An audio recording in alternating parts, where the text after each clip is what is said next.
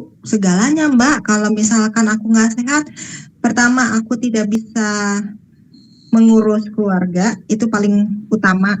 Ya kan, kita sebagai seorang ibu tuh kalau apapun sakitnya lah pasti akan bangkit dari tempat tidur, dari ranjang untuk bisa melayani keluarga. Itu. Kedua, saya tidak bisa menambah pundi-pundi otomatis karena sakit, ya kan, tidak sehat. Yang ketiga, saya tidak bisa mendedikasikan hidup saya untuk orang lain, untuk membantu orang lain.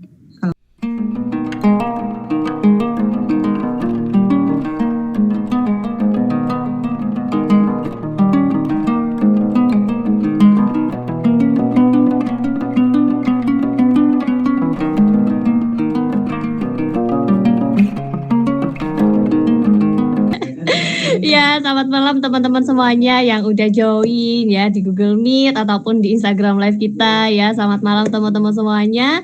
Di malam ini kita ketemu lagi ya di acara webinar kita malam ini, yang mana untuk malam ini kita akan sharing-sharing lagi ya, atau kita akan back to tutorial lagi ya. Dari kue kering klasik sehat untuk memeriahkan Natal dengan narasumber ahlinya Neng Cut Rahma Panca Kusuma Dewi atau Neng Dewi. Halo Neng Dewi, selamat malam. Hai semua, selamat malam. Aduh, akhirnya ya Desember penutupan kita masih ada. Iya, alhamdulillah. Apa kabar Neng Dewi? Wah, cukup sibuk banget kayaknya ya akhir-akhir ini deh. Jadi ya itu ya, kadang-kadang kan kita nggak pernah tahu apa yang akan terjadi ke depan gitu ya. Selain ya sudah bersyukur kan itu kewajibannya kan gitu ya. Nah jadi aku yang makanya aku bilang pas Subi bilang ini ada tanggal segini-gini yang kosong, mau milih yang mana gitu kan. Ya udah dong pede dengan ini milihnya tanggal 9 karena aku nggak ada kegiatan apa-apa. Aku pikir juga oke, gitu kan. Ya udahlah penghabisan tahun kan masih bisa sharing sama Subi gitu kan. Nah, pas ini kebetulan salah satu komunitas di Bandung bikin acara pasar sehat. Aduh, itu aku udah lama nunggu gitu kan. Langsung galau, aduh ini gimana ya waktunya. Subi itu tanggal 9 sama 10 besok kan ya Telegram. Pasar sehatnya tuh hari Minggu. Waduh, ini bisa nggak gitu kan? Aku tuh udah lama banget nggak bazar, masalahnya udah karena pandemik juga kan gitu loh. Setelah pandemik pun belum berani lah ikut-ikut bazar gitu. Ini pertama kalinya. Ya udahlah hektik, udah langsung makanya tadi mau ini doh, aduh kayaknya gak sempet. Udah gak bisa, aduh kayaknya napas sudah 1-2 nih. Oke, tapi ini makasih banyak loh Neng Dewi udah menyempatkan waktunya ya di sela-sela hektiknya. Makasih. Kalau buat Subi mah harus disempetin kan gitu loh. Apalagi pertama kali kan Subi, jadi aku ya udah first in first yang di serve lah udah gitu ya udah nggak apa-apa. Mantap banget ya. Oke, dari Neng Tia ya. Halo Neng Tia, selamat malam. Iya, Sobat Subi, siapa sih yang belum kenal dengan Neng Dewi? Mungkin di sini sudah banyak yang kenal, atau mungkin kalau masih ada yang belum kenal ya Neng Dewi ini, beliau ini adalah seorang owner ya dari Cake Studio ID, yang mana beliau ini memulai usahanya itu sejak tahun 2009. Ya sudah cukup lama sekali, dan pastinya untuk untuk toko kuenya ya ataupun untuk store-nya itu sudah dikenal di mana-mana pastinya, baik itu yang offline ataupun yang online ya. Oke, mungkin boleh diceritakan sedikit Neng Dewi kepada kita ya, perjalanan dari Cake Studio ID sendiri itu seperti apa sih? Silakan Neng Dewi. Ya, selamat malam semua teman-teman. Assalamualaikum untuk sahabat-sahabat Muslim. Alhamdulillah ya kita bisa berkumpul kembali untuk belajar bareng, sharing bareng lagi. Kebetulan memang aku bukan bilang spesialis baking ya, tapi memang aku kebanyakan bergerak di bidang baking. Jadi mencoba untuk men-share apa yang aku ketahui, aku ada alami gitu ya. uh, foolproofnya udah teruji gitu, makanya pengen sharing ke teman-teman semua. Jadi aku adalah owner dari Cake Studio. Cake Studio itu adalah sebuah toko online, toko roti online boleh dibilang, yang menyediakan atau mengakomodasi kebutuhan teman-teman yang mungkin berkebutuhan khusus, baik itu dari diet ataupun memang ada mengalami satu kondisi kesehatan yang memerlukan healthy bakes gitu ya. Jadi saya bergerak di situ. Seperti tadi dibilang bahwa kami itu berdiri di tahun 2009, kurang lebih awal mulanya adalah 2009, karena di saat anak saya yang pertama telah lahir, saya mulai ayo yuk coba bikin tambahan uang jajan karena sudah tidak bekerja lagi. Jadi bosen gitu kan ngurus anak di rumah sambil kontrak-kontrak di rumah, tuh cobalah buat kue. Dan kebetulan memang itu adalah hobi saya dari kecil, karena melihat ibu saya dan tante-tante saya ataupun bersama saudara-saudara yang lain. Kebetulan kami kan Sumatera ya, kalau ada kenduri ataupun ada pesta ataupun ada acara-acara hari besar itu membuat sendiri untuk kue-kuenya gitu. Itu kayaknya asik banget ya kerjainnya. Itu kenapa saya tuh jadi tertarik sekali di bidang baking, dan alhamdulillahnya almarhum ibu saya itu mendukung. Mungkin beliau almarhum memikirkan bahwa anaknya yang ini memang nggak tertarik di bidang masak. Kebetulan ibu saya jago banget masaknya, itu sampai sekarang saya tuh suka kangen dengan masakan almarhum ibu gitu ya. Tapi kue-kuenya beliau itu juga boleh dibilang enak-enak gitu ya, walaupun sebenarnya sih kue yang klasik ya gitu loh, bukan yang kue zaman sekarang gitu. Tapi itu selalu kayak meninggalkan satu memori ataupun kayaknya kue ibu tuh paling oke gitu loh. Makanya saya tuh sekarang mencoba terus gitu ya, belajar bagaimana sih membuat kue itu memang dari hati, itu berasa banget ya, bukan sekedar jargon ya, ternyata baking with love itu memang benar gitu loh. Nah, setelah itu di keluarga saya juga banyak sekali historical medis yang mempunyai penyakit kronis gitu. Dari ayah saya yang diabetes, ibu saya yang kalau sekarang kita mungkin ngomongnya autoimun, dan abang saya ada survival cancer, ada yang jantung, kakak saya ada yang stroke. Jadi macam-macam dari sebelah kiri kanan dari ibu dan ayah saya pun histori untuk penyakit kronisnya itu juga banyak. Jadi ada kemungkinan gitu ya, posibilitas saya untuk menderita salah satu dari penyakit itu pun ada gitu. Makanya kenapa saya mulai jaga-jaga. Selain itu juga ada dari keluarga dekat saya yang selalu mengeluh gitu. Kalau mereka pengen makan sesuatu kan, karena banyak pantangan otomatis kan nyarinya yang kue diet ya, kue diet gitu. Kebanyakan mereka selalu testimoninya, aduh nggak enak, rasanya aneh atau keras atau apalah, ada aftertaste yang nggak enak gitu kan, ada pahit kah atau seperti itu. Makanya saya tuh mulai mempelajari gitu, apalagi karena saya mengasuh juga anak-anak saya sendiri, menyiapkan segala makanan untuk anak-anak saya sendiri. Jadi mau nggak mau ya belajar kan ya, supaya bisa menyajikan makanan sehat untuk anak-anak, dan untuk juga bisa membantu nih teman-teman ataupun keluarga yang kebetulan lagi diet gitu ataupun lagi pantang gitu kan, nggak boleh makan ini makan itu. Jadi 2016 itu saya sudah memantapkan diri untuk Cake Studio sekarang tuh berkiprahnya di healthy baking ya. Karena selain asik untuk mengulik bahan-bahan yang bisa ditolerir oleh teman-teman yang berkebutuhan khusus. Ada rasa kepuasan batin di mana produk kami itu bisa diterima ataupun bisa menghilangkan rasa kangennya teman-teman yang kebetulan yang sudah lama tidak bisa mengkonsumsi kue-kue itu dengan adanya produk kami gitu loh.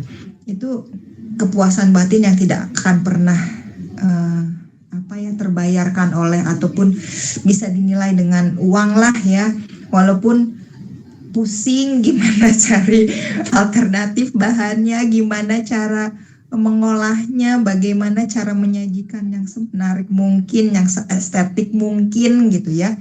Tapi setelah produk itu diterima oleh customer kami, dinikmatin dan tidak ada efek samping yang timbul karena mengkonsumsi kue-kue kami, itu rasanya luar biasa gitu loh. Itu kayak kalau sekarang kita kayak imun booster gitu loh jadinya. Makanya saya kadang-kadang suka yang nggak tega ya ngasih harganya gitu. Kalau teman-teman minta harga ke Cake Studio itu pasti saya bingung, karena saya pasti tanya dulu kan, ada kebutuhan apa nggak yang harus dihindarin gitu loh. Bahan-bahan yang harus dihindarinya apa dulu. Saya harus mencari dulu pengganti bahan-bahan yang bisa ditolerir oleh teman-teman. Terus pengolahannya seperti apa, kesulitannya, waktunya yang diperlukan juga untuk bisa mengolahnya dengan baik. Itu menjadi pertimbangan untuk memberikan harga kepada produk kita. Jadi Cake Studio boleh dibilang custom made gitu loh. Gak pernah ada satu standarisasi, karena satu customer dengan satu customer yang lain itu berbeda kebutuhannya. Jadi kami tidak bisa pukul rata, kalau ini aja gitu. Karena memang ininya kami itu ya kayak motonya mungkin ya adalah mengakomodir untuk kebutuhan teman-teman dengan kemampuan yang kami punya. Kalau kita nggak sanggup, pasti kita bilang dengan jujur kita nggak sanggup gitu ya. Sementara ini Cake Studio khusus untuk cake ya, itu hanya melayani sekitar Bandung gitu. Karena kita nggak bisa kirim di luar Bandung. Pertama karena ekspedisinya tidak memungkinkan, pasti dibanting-banting. Sedangkan cake itu kan ringkih ya. Kalau roti, cookies itu masih memungkinkan kita untuk kirim ke seluruh daerah yang tercover oleh Paxel. Kenapa kita pakai Paxel? Terutama karena memang mereka mempunyai fasilitas pengiriman khusus untuk makanan. Jadi kita nggak ragu ataupun kita nggak khawatir bahwa paket makanan yang kirimkan kepada customer itu tercampur nih dengan paket-paket yang lain yang kemungkinan bisa mengkontaminasi atau bisa hancur gitu. Jadi mereka memang ada sistem yang yang memungkinkan untuk bisa mengirimkan makanan. Ada same day service-nya juga khusus untuk Pulau Jawa. Saya rasa itu bisa mengakomodir untuk same day service-nya atau next day-nya untuk yang lebih jauhnya untuk Indonesia Timur mungkin ya. Ini saya nggak di-endorse ya sama Paxel gitu, tapi kita berbagi, kita sharing. Mungkin teman-teman juga ada yang usaha makanan. Saya sudah lama sekali menggunakan jasa Paxel dan kurang lebih keterlambatan lah paling enggak ya, keterlambatan next jadi same day harusnya jadi next day itu sudah biasa lah ya. Karena kita juga tahu kalau misalnya dari Bandung di Jakarta traffic kadang-kadang tidak bisa ditebak gitu ya. Tapi kalau yang menggunakan untuk jasa kayak pesawat, mereka biasanya sih on time gitu. Itu sih Mbak, kira-kira ininya latar belakangnya Cake Studio. Oke, keren banget ya teman-teman. Jadi untuk Cake Studio itu pastinya itu mementingkan sekali kebutuhan pelanggannya ya, atau bisa custom ya sesuai dengan kebutuhan dari teman-teman semuanya. pasti dari segi bahan-bahannya pun diperhatikan sekali ya. Jadi kalau dari teman-teman yang mau order ya, mungkin kalau dari luar Bandung itu baru bisa cookies tadi ya Neng Dewi ya?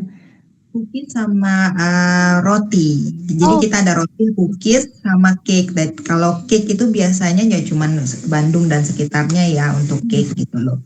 Karena kita ya itu faktor eh, pengirimannya gitu loh yang kita perhatikan juga kan nggak mungkin kita udah cantik-cantik bikin kuenya kasih kirim pakai apa bosen, aduh yang ada hancur sampai ke tempatnya. ah, iya bener ya.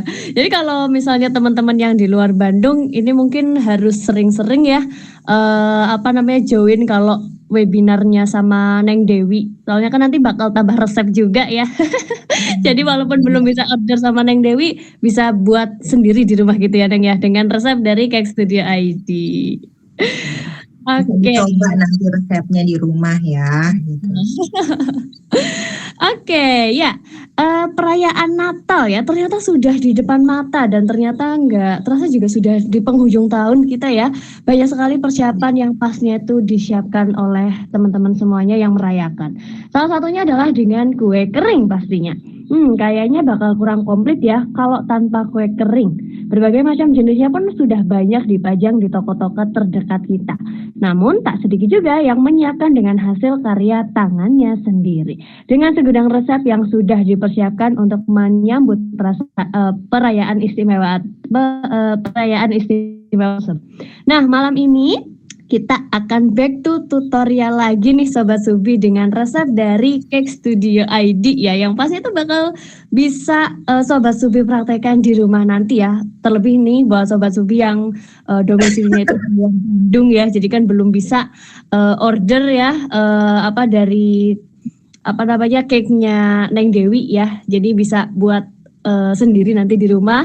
Nah, nanti kalau dari Sobat Subi ada yang mau ditanyakan ya seputar materi kita malam hari ini, silakan bisa ditanyakan aja di room chatnya. Nanti akan saya bantu bacakan dari Neng Dewi yang bantu menjawabnya ya. Oke, tanpa berlama-lama lagi, silahkan Neng Dewi untuk langsung saja memaparkan materinya. Silahkan. Oke, baik. Sambil tolong di screen share ya Mbak ya, yang Oh, tentang ininya, produknya. oke, siap. Kepada tim Subi boleh bantu share screen-nya ya. Oke, tunggu dulu ya, Neng. Ya, mangga, mangga. Oke. Ya, kita lanjut aja next. Tadi kita sudah ada perkenalan kan ya. Lanjut aja ke apa produknya, itu latar belakangnya Cake Studio.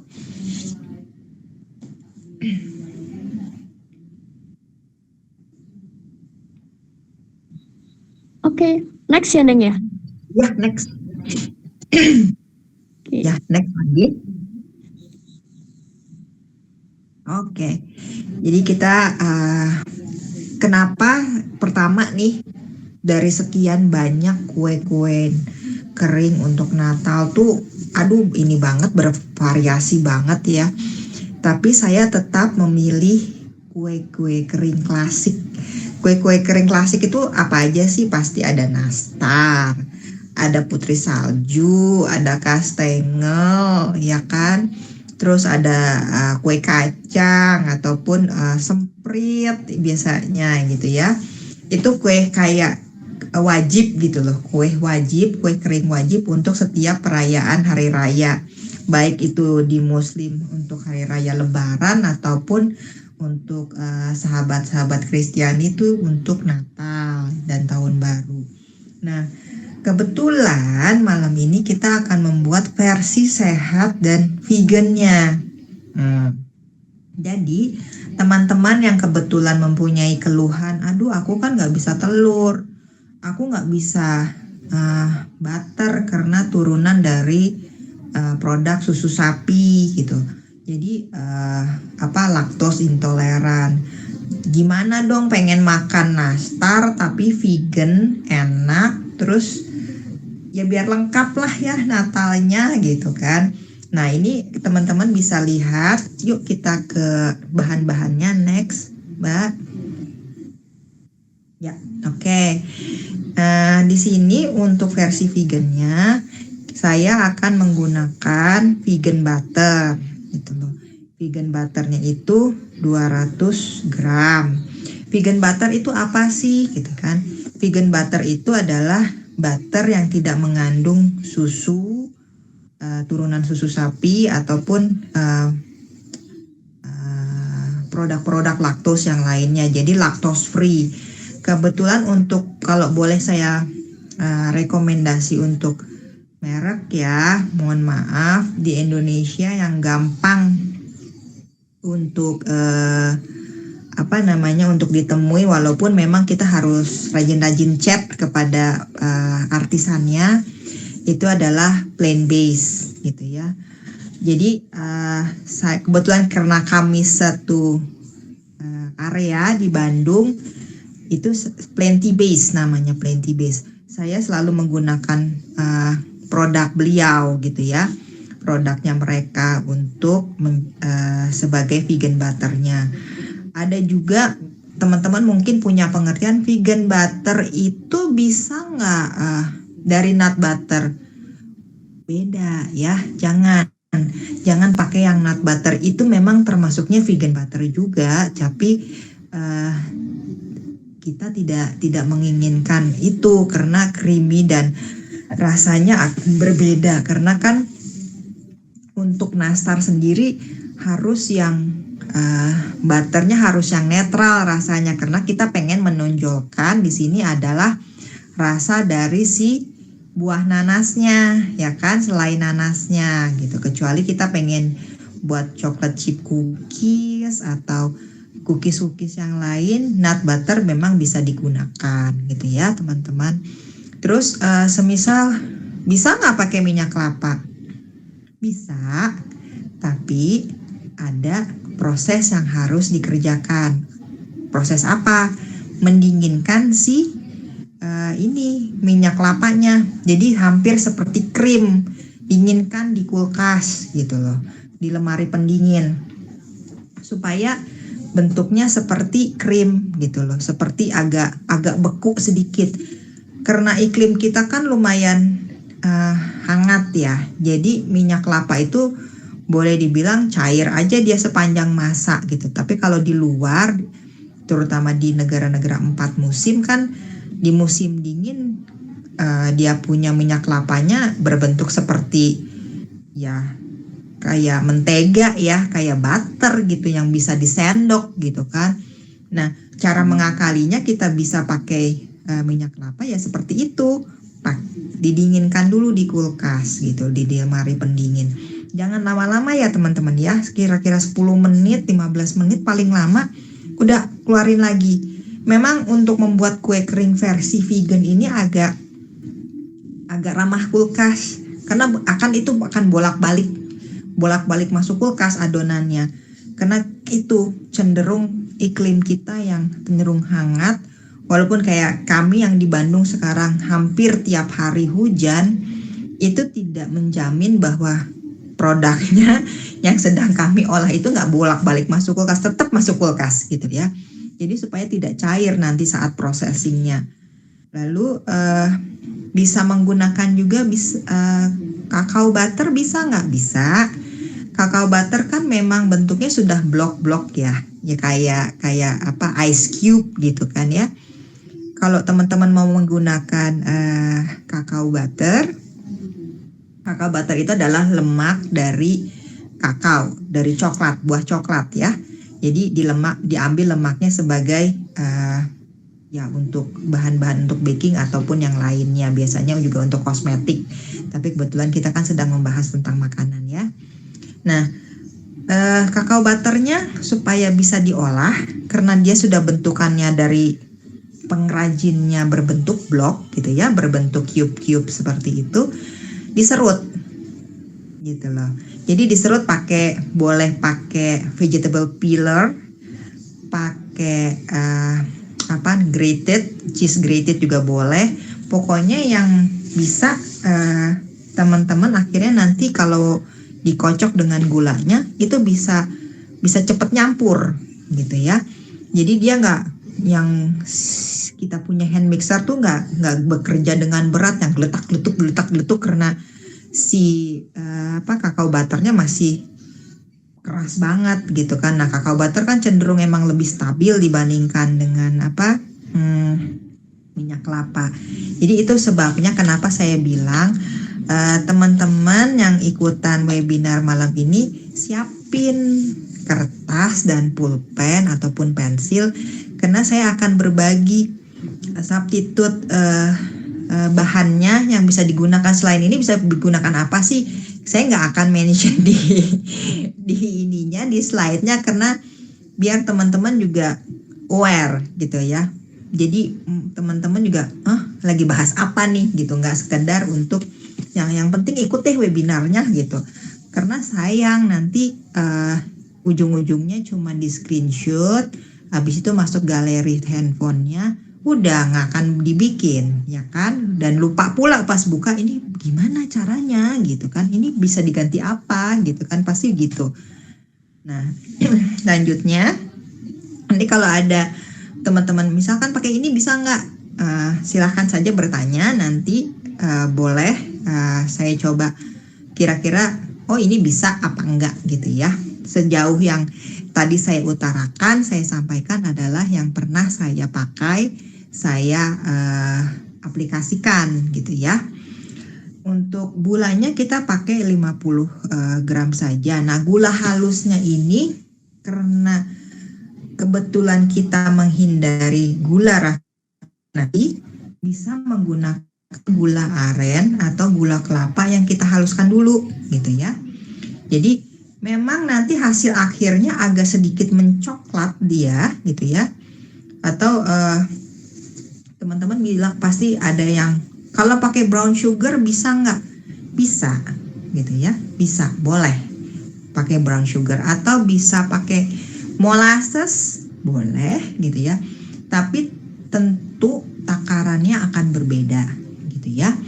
Kalau molasses itu setahu saya memang dia ada sedikit rasa bitter gitu ya, cenderung ada rasa pahitnya.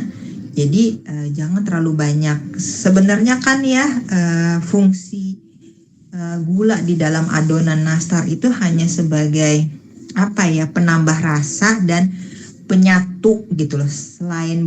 Selain si telur sebagai binder juga gitu kan, melembutkan juga gitu. Nah, kenapa kita butuh gula di situ? Molassesnya ini yang saya sebutkan adalah molasses yang kering ya, bukan sirup molasses. Kalau sirup molasses itu beda lagi gitu loh. Nah, selanjutnya untuk lebih bisa mengikat, karena ini kebetulan kita akan menggunakan tepung-tepung non gluten atau biasa kerennya gluten free, kita perlu binder gitu kan, karena kita tidak menggunakan telur karena ini kan versi vegan gitu loh. Kita pakai psyllium husk atau teman-teman boleh nggak pakai chia seed? Boleh, tapi nanti ada rasa chia seednya. Atau bisa nggak pakai flaxseed meal? Boleh. Aku lebih menyarankan untuk pakai flaxseed meal juga gitu ya, karena flaxseed meal itu secara rasa juga dia akan sedikit lebih netral dibandingkan chia gitu ya. Itu berdasarkan pengalaman, dan ini juga tergantung selera dari teman-teman. Ekspektasi untuk hasil akhir kuenya mungkin tidaklah seperti kue nastarnya Kartika Sari ya. Oke. Sekarang yang teman-teman perlu ingat dan utamakan, ini kita mau makan kue nastar yang mana tidak menimbulkan satu reaksi kepada badan kita ya, ataupun keluarga kita yang kebetulan kepingin kue nastar, atau memang ngejar rasa. Rasanya pasti enak, cuman tidak seidentik. Sekali lagi aku remind dulu nih, disclaimer dulu nih gitu ya. Rasanya tidaklah seperti seidentik atau seotentik misalkan kue nastar Nyonya Lim gitu kan, itu di Bandung mah terkenal banget kan ya gitu resepnya. Kue nastar Nyonya Lim atau kue nastar Pandor misalkan kalau di Jakarta gitu kan ya. Nah, ini kami sebagai pengrajin kue-kue sehat, healthy bakes, itu bergelut banget untuk bisa menyajikan apa ya, hampir sama lah, seidentik mungkin gitu loh. Walaupun pastilah ada rasa berbedanya gitu lah. Tapi pada saat teman-teman atau keluarga makan itu yang oke, tidak ada tiba-tiba gula darahnya melonjak, tidak tiba-tiba menimbulkan gatal-gatal karena menggunakan gluten, ataupun tidak gatal-gatal juga karena ada susu dari butter dan telurnya gitu. Nah, itu kembali lagi saya serahkan kepada teman-teman. Kami sebagai pengrajin healthy bakes hanya mencoba untuk mengakomodasi itu aja ya. Oke. Untuk pilihan tepungnya sendiri, kita akan menggunakan tepung mocaf ya, campuran nih. Masing-masing teman-teman udah bisa screenshot dari sekarang kan ya resepnya, berapa gramnya. Tepung beras coklat, tepung arrowroot. Tepung arrowroot itu sebenarnya kalau di dunia baking bisa menggantikan si tepung maizena. Nah, kita tahu kan ya tepung maizena itu fungsinya kalau di kue kering adalah untuk membuat crunchy gitu ya, membuat crunch gitu ya, membuat moist juga, membuat crunchy juga. Jadi kadang-kadang ya cobalah sekali-sekali mengganti tepung maizena itu dengan arrowroot, tepung pati arrowroot. Jadi tepung pati Garut kalau Indonesianya gitu ya. Nah, tepung beras coklat ada alternatif diganti nggak Mbak? Karena kayaknya kok gimana gitu. Oke, tepung beras coklat bisa diganti sorghum, tepung sorghum bisa, boleh ya. Terus kalau mocafnya gimana gitu ya? Mocafnya memang utama ya dia gitu loh. Kita sebelum masuk lebih jauh ke kue-kue gluten free, dulu saya pernah menyampaikan kenali dulu gitu ya. Kenali dulu nih tepungnya, karakteristik dari tepungnya seperti apa gitu ya. Karena mungkin karakternya kita bisa ambil hampir-hampir sama substitutnya gitu loh. Itu sebabnya saya selalu mengingatkan, yuk belajar yuk karakteristik tepungnya seperti apa supaya bisa diganti, supaya nggak pusing gitu ya ngeganti ini pakai tepung apa. Tepung mocaf. Tepung mocaf itu saya bisa ganti kalau misalkan saya nggak mau pakai tepung mocaf, Mbak. Oke, pakai tepung garbanzo bisa. Tepung gluten free oats bisa. Ya, itu bisa digunakan. Jadi teman-teman itu sebenarnya kalau di gluten free kita bebas banget untuk bisa mengganti-ganti, tapi asalkan kita sudah mengerti karakteristik dari tepungnya. Jadi nggak main asal ganti aja gitu, enggak seperti itu juga.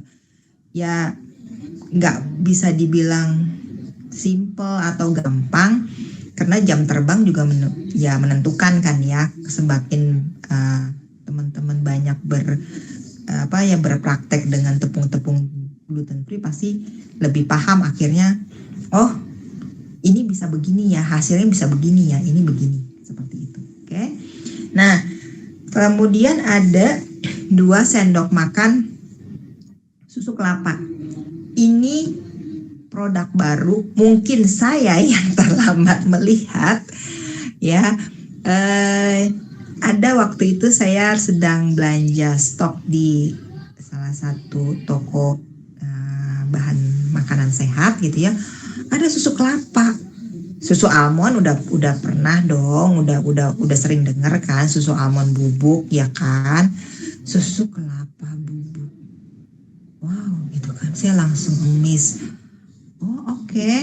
Bisa dipakai nih buat pengganti susu bubuk yang biasanya ada di resepsi nastar ya kan. Sebenarnya sih kalau ujung-ujungnya ya, kalau susu kelapa ini diseduh pakai air hangat gitu, air panas, ya santan gitu. Keluarnya ya santan gitu kan. Cuman sekarang ada inovasi seperti ini, kenapa tidak dipergunakan ya kan? Kesian teman-teman yang sudah mencoba inovasi gitu kan, sudah mencoba untuk menyajikan pilihan lain untuk produk non dairy susunya ya kan. Ya udah, jadi dipakai aja gitu, tapi ini as optional. Kalau teman-teman nggak mau, aku nggak mau mbak, nanti rasanya kayak santan dong, ya sok, nggak apa-apa, silakan, ini kan boleh ditinggalkan begitu ya.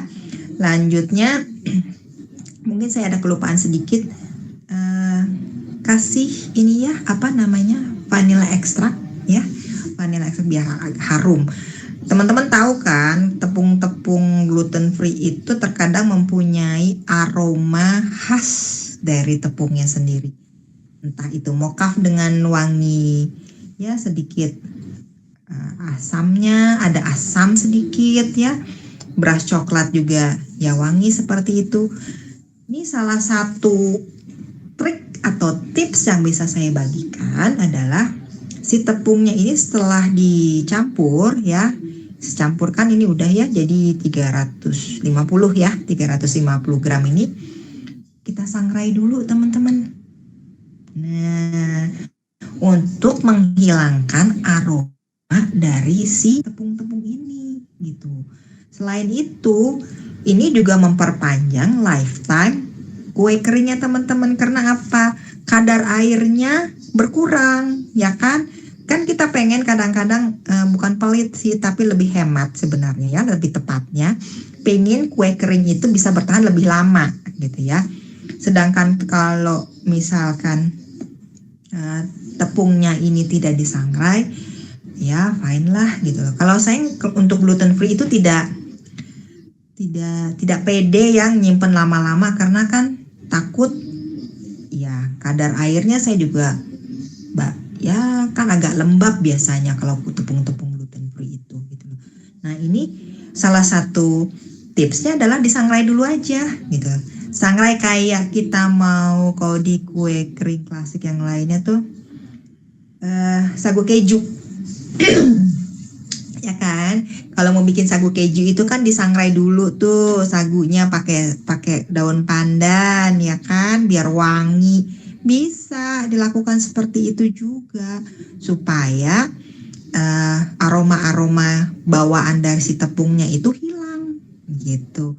Jadi malah ada aroma wangi dari pandan nantinya, walaupun tidak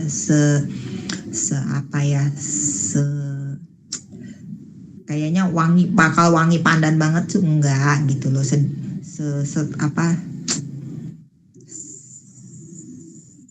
sekencang itu gitu loh, sekencang itu. Tapi daun pandan itu juga bisa menjadi salah satu perimeter kita untuk ini udah cukup kering belum sih. Kalau si daun pandannya sudah kering berarti tepung kita udah cukup keringnya. Nah itu sebelum diolah diangin-anginkan dulu gitu ya.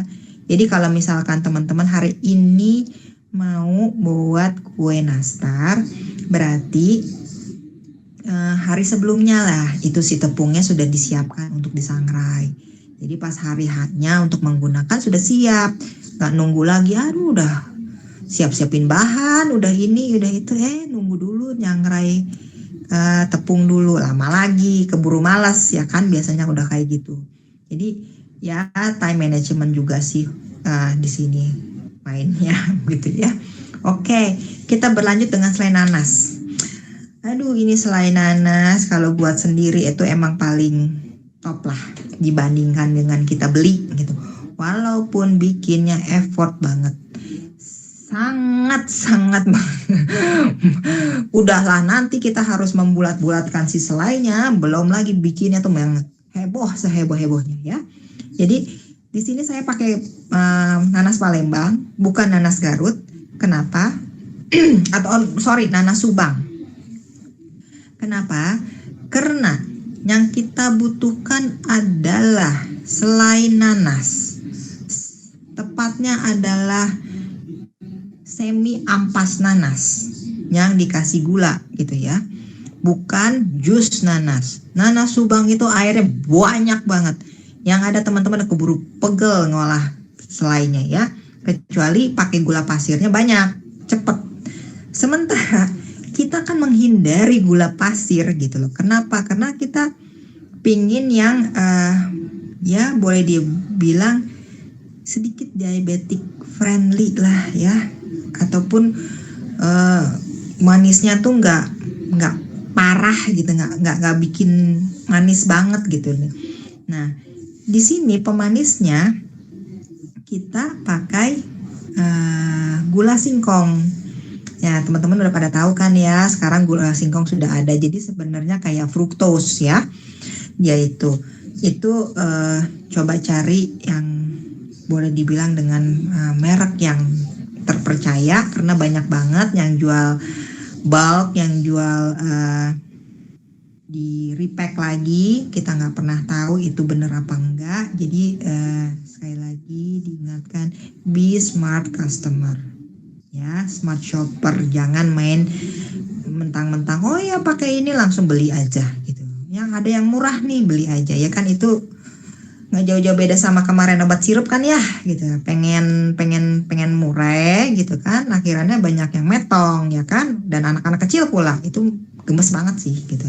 Jadi jangan mengulang kesalahan itu, tetap pilih ada yang brandnya, kemasannya juga masih terseal rapi, bukan yang repacking, please ya. Jangan pelit lah sama badan sendiri ya kan ya, giliran udah sakit rumah sakitnya lebih dari gula singkong ya gitu. Jadi pakai gula singkong, terus tambahannya apa nih, additionalnya, aromatiknya. Aku paling suka banget kalau bikin selai nanas tuh ada wangi cengkehnya, ada wangi kayu manisnya. Nah itu yang gak pernah kita dapatkan kalau kita beli selai nanas di toko bahan kue ya kan. Sekarang kan toko bahan kue untuk selai nanas nastar pasti dijual, apalagi hari-hari menjelang Natal dan Hari Raya itu pasti udah tergelar rapih itu si selai nanasnya ya kan ya. Tapi pernah nggak nemuin ada aroma kayu manis dan cengkihnya? Nggak pernah kan? Karena ya mahal lah gitu loh. Mereka kan pengennya cepat ya kan, mengolahnya murah juga ya gitu ya, ada rasa, ada harga lah pastinya gitu ya. Nah itu yang dibutuhkan untuk selai nanas ya. Selain itu kita juga menggunakan penyeimbang sea salt ya, pakai sea salt, jangan pakai garam meja ya. Kenapa? Sebabnya udah pasti tahu dong kalau sahabat Subi mah ya kan, sahabat Subi Antik juga jual sea salt kan. Nah itu mantap sekali sea saltnya. Oke, cara mengolahnya ya. Untuk cara membuatnya, pertama lupakan dulu kulitnya, kita buat dulu selai nanasnya ya. Nah selai nanasnya itu setelah nanas dibersihkan, dikupas kulitnya, dihilangkan matanya, itu parut kasar aja, jangan parut halus teman-teman. Kenapa? Nanti nggak berasa nanasnya dan lama pula gitu kan ya. Jadi saya tuh paling senang kalau selai nanas untuk nastar itu yang ada rasa memang nanasnya gitu loh, nanas yang ada seratnya, bukan nanas yang melted gitu, enggak kayak gitu kalau saya. Tapi balik lagi selera ya, teman-teman. Nah panaskan dulu ya, itu dia punya selai nanasnya ya, nanas yang sudah diparut itu di dalam sebuah wajan kah, panci kah. Please gunakan yang stainless steel, jangan aluminium, ataupun kaca boleh lah ya. Kenapa sih Mbak? Kan aku punyanya yang aluminium, bukan yang stainless. Teman-teman, sambil nih ya, sambil punten banget, bukan bermaksud menggurui, tapi yang setahu saya, karena nanas itu asam, kalau kena dengan aluminium akan terjadi oksidasi, ya kan? Lunturlah itu si aluminium kepada selai nanas yang akan kita buat. Akibatnya apa? Ya tercemarlah selai nanasnya, selain nanti dari segi warnanya menjadi butek gitu kan ya, tidak kuning cerah, tapi yaitu apa ada aluminium yang terdapat di kita punya selai nanas. Udah capek, udah pengen sehat, tapi salah pengolahan. Sayangkan ya, udah capek-capek, udah keluar uang, udah aduh yang biasanya udah tinggal ya belilah Kartika Sari udah tinggal lep gitu kan ya, tapi gatel-gatel abisan itu ya Pak Insida lah ya gitu, paling mah CTM lah kali ini ya, kayak gitu mah nggak usah bikin gitu loh, nggak usah bikin aja mendingan gitu. Tapi teman-teman mau minum obat terus ya kan, nah itu saya emang menyarankan pakai yang stainless steel ya gitu. Udahlah kita nggak usah muluk-muluk pakai stainless steel yang mahal T3 berapa lah itu, stainless steel yang bagus udah cukup itu doang.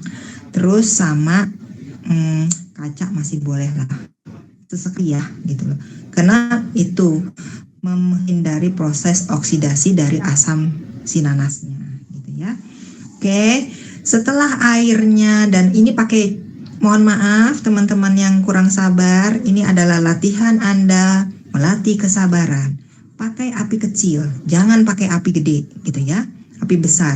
Karena selain nanasnya nanti gosong, jangan lupa juga sering diaduk-aduk gitu ya. Setelah agak sedikit agak sedikit berkurang airnya, itu kita kasih sea salt ya kan. Nah, si kayu manis dan cengkihnya tadi boleh udah masuk dari awal ya, barengan tuh ya, barengan sama si nanas parutnya. Oke. Setelah benar-benar setengah kering ya kan, sudah kelihatan dong ini cuman masih asam aja si nanasnya, nggak ada gulanya gitu kan, baru dimasukin gula singkongnya. Jangan masukkan dari awal, itu nggak akan pernah jadi mengental. Jadinya teman-teman buat selai nanas untuk olesan roti, bukan selai nanas untuk nastar ya, nggak akan pernah set, sampai capek juga nggak akan pernah gitu ya. Jangan masukkan dari awal si gula singkongnya, jadi masukkan setelah si nanas parutnya tadi sudah mulai hilang airnya, baru masukin. Nah habis itu diaduk lagi, nah itu baru oke ya kan. Setelah itu proses selanjutnya teman-teman tahu, setelah didinginkan selai nanasnya dibulat-bulatkan.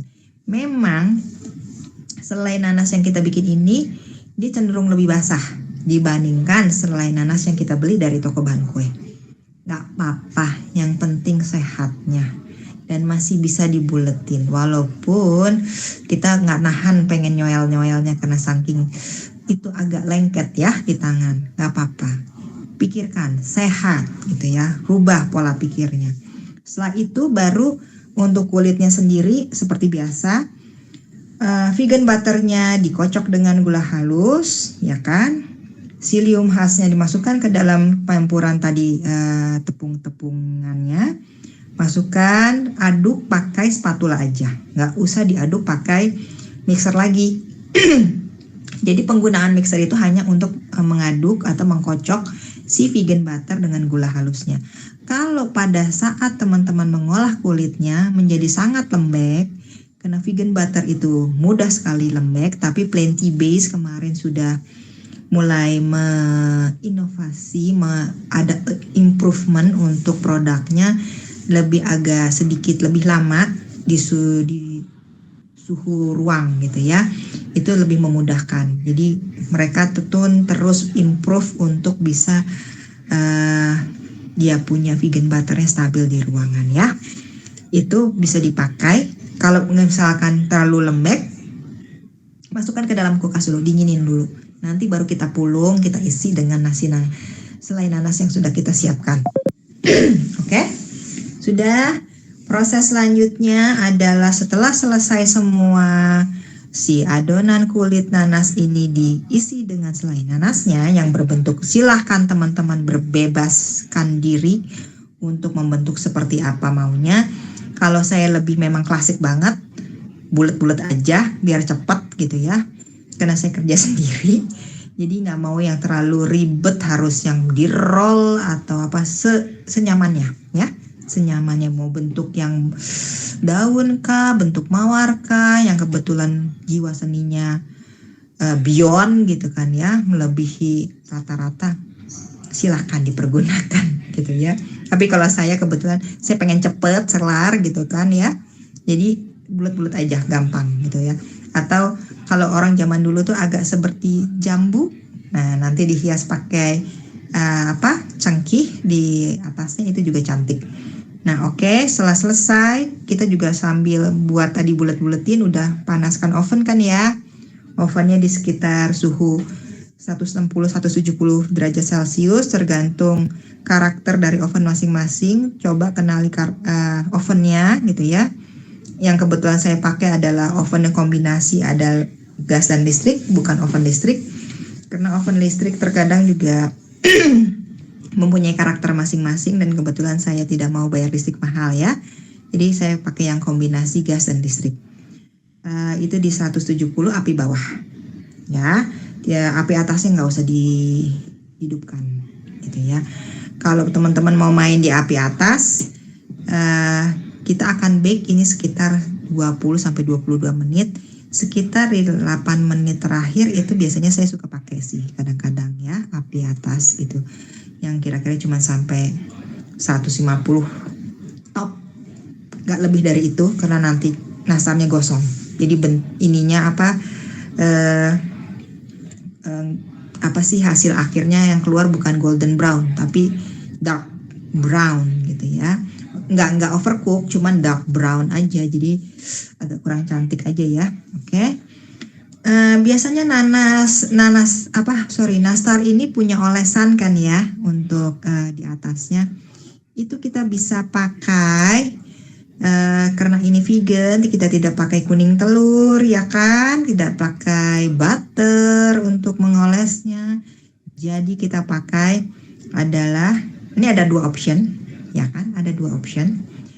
Tapi untuk supaya dia coklat brown gitu ya, golden brown cantik, itu saya pakai gula aren cair ya, arennya cair dipakaikan ditambah dengan minyak kelapa, campur jadi seperti mengemulsi gitu ya, campurkan sampai rata baru kita oleskan.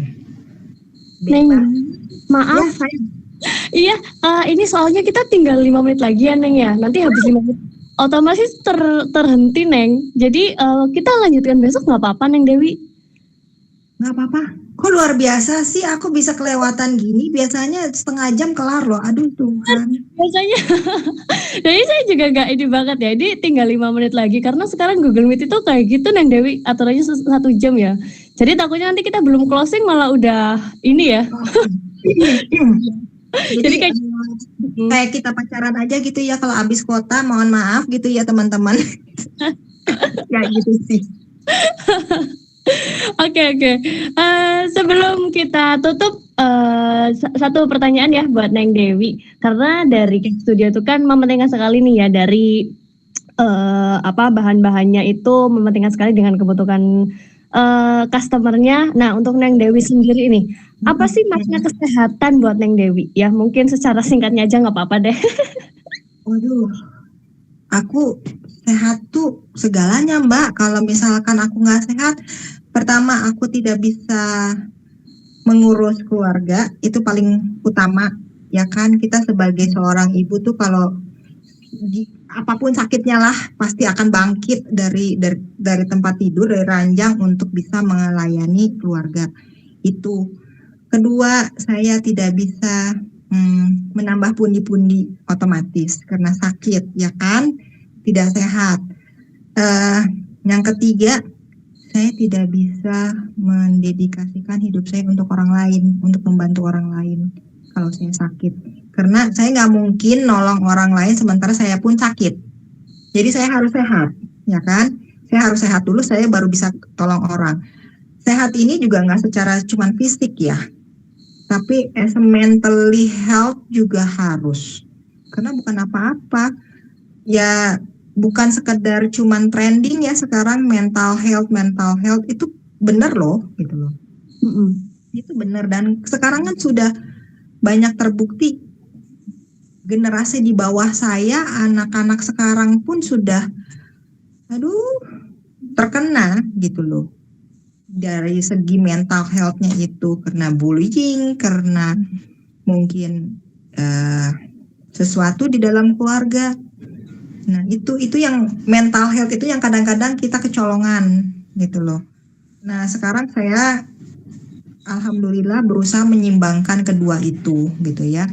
Kita tidak pernah bisa dan tidak bolehlah menyalahkan keadaan apapun itu.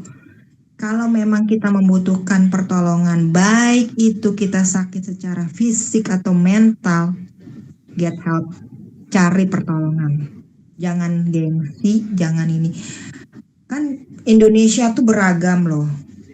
Pertolongan itu, pengobatan itu beragam. Dibebaskan, ya kan? Bisa secara alternatif, bisa secara medis, boleh gitu loh. Namanya juga ikhtiar kan, yang penting sehat. Itu aja sih kalau aku, Mbak. Itu menurut aku ya secara mental. Sehatnya aku gitu ya. Oke, mantap banget dah. Dan ternyata sudah tinggal 1 menit ya. Ini sedikit kita promosi ya. Jangan lupa teman-teman Sobat Subi yang cari produk pecah belah langsung kunjung aja ke marketplace kita ya teman-teman ya, yang ada di Shopee, Tokopedia, Lazada, Blibli, Bukalapak, JD, Carousel atau juga Shopify. Dan buat teman-teman jangan khawatir, besok kita masih ada 1 sesi lagi di Telegram ya. Dan sekali lagi makasih banyak buat Teng Dewi, dan mohon maaf banget ya nggak bisa sampai selesai. Kita lanjut besok aku juga minta maaf ya teman-teman. Aku pengen sedetail mungkin soalnya ini kan tricky banget ya bikin kue kering vegan dan healthy ini.